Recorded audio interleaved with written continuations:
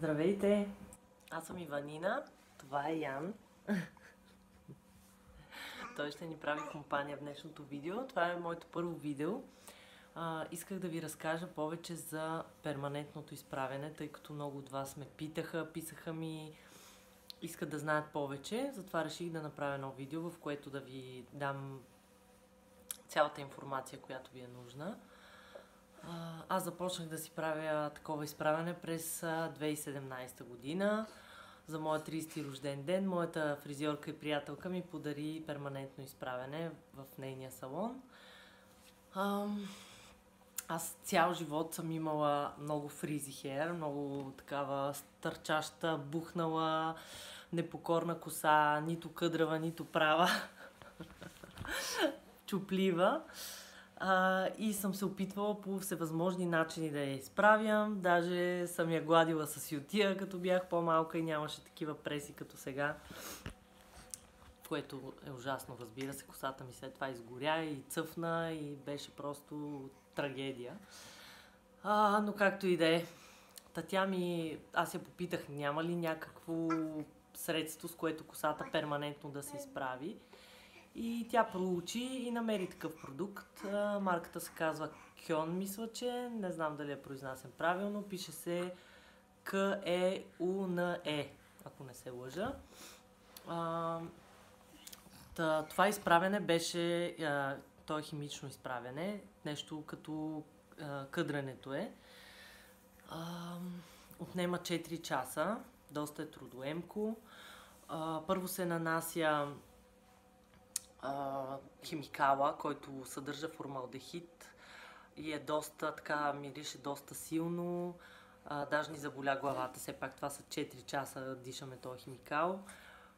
Баче аз бях решена на всичко, просто само и само косата ми да е права, защото ми писна да я изправям, да я третирам, да й правя какво ли не, само и само да седи по някакъв нормален начин.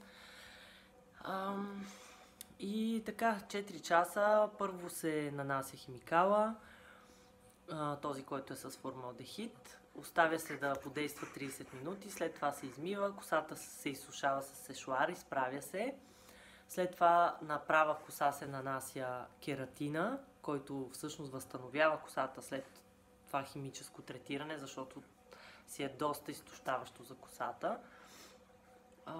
Нанася се този кератин, действа 15 минути и се измива косата. След това се изсушава с сешоар и се изправя с преса, за да може от топлината кератина да се запечата в косама.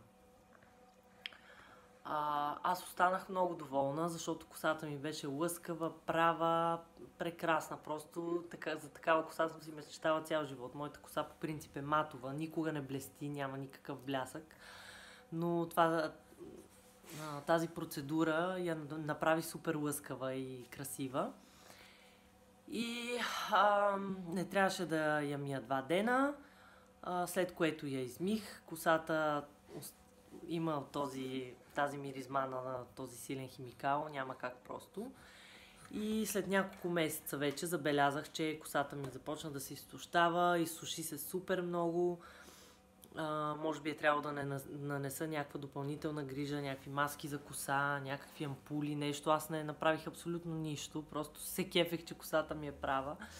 Отнемаше ми, значи да уточна нещо. Не си представите, че като я изправите с този химически метод, това се казва Brazilian Treatment, перманентно изправяне. Не си представите, че косата ви седи като изправена с преса. Не седи толкова перфектно права. Моята коса си има обем и това няма как да се махне, дори като се промени структурата на косама. Затова трябваше, след като се изкъпя, да я изсуша с сешоар и да я разреша с четка. Но това ми отнемаше точно 5 минути. Докато преди това косата ми беше супер бухнала, супер непокорна, всеки косъм се бори за независимост и ми отнемаше около 40-45 минути да я изправя. И то не перфектно права, седеше тук, там е бухнала. Ако има влага навънка, примерно веднага бухвам като Моника от приятели, отвратително просто. И с това изправяне нямах този проблем. Дори бяхме на море, на Левкада, косата ми беше перфектно права, въздуха беше супер влажен. Направо не можех да повярвам, такова нещо никога не ми се беше случвало. И бях супер доволна, защото не трябва да мисля за косата си, не трябва да внимавам да не я намокра, да не я напръскам или да от влагата да не ми бухне и така нататък. И така, това повторих същата процедура, след това се третират само корените, защото само те израстват, останалата част си остава права. След 6 месеца направих още една процедура, изправих само корените.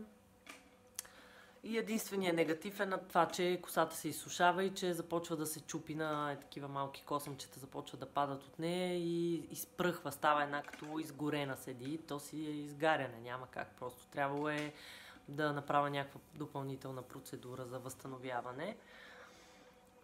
И след това забременях и повече не съм правила никакви процедури. Косата ми израсна, беше къдрава, беше фризи, беше ужасна. Просто не можех да я понасям. До тук беше къдрава, до тук беше права и беше нещо страшно. И изчаках да мине малко време и моята приятелка ми се обади, че искат да представят нова козметична серия за коса, която навлиза на българския пазар.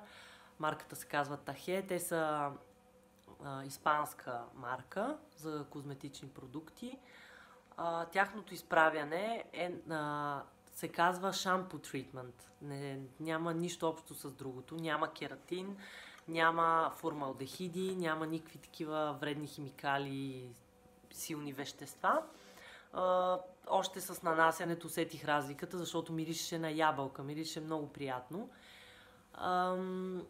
И процедурата беше много бърза. Нанесоха ми го, втриха хубаво продукта в косата, след това измиха косата, изсушиха я и я изправиха с преса. И това беше супер бързо, бях много доволна, косата ми беше много лъскава, много здрава и до ден днешен е така, нито е цъфнала, минаха вече няколко месеца, сигурно 3-4 месеца, не помня вече колко.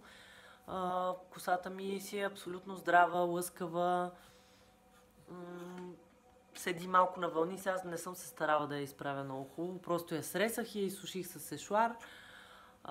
И аз не спазих едно от условията. Много е важно да продължите с домашната грижа след това. В къщи трябва да използвате продукти на Тахе, примерно безсулфатен шампуан. Те имат цял пакет, аз си купих целия пакет.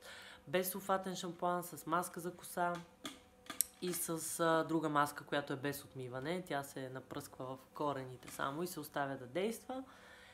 И купих си този пакет, но не знам защо реших, че трябва да си използвам шампуаните, които си ползвах допреди това. И малко съм отмила от препарата явно, който е бил в косата, защото косата ми започна да се чупи, да става къдрава.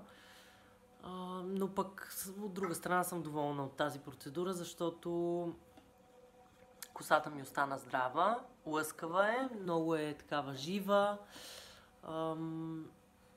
И да, това е общо взето. За такава дължина като моята коса, цената мисля, че е някъде около 200-250 лева. Но според мен си заслужава, защото после не коства никакви усилия да се поддържа. Трябва само да изкъпя и да изсуша с сешуара и на другия ден е перфектно права. И това е, да.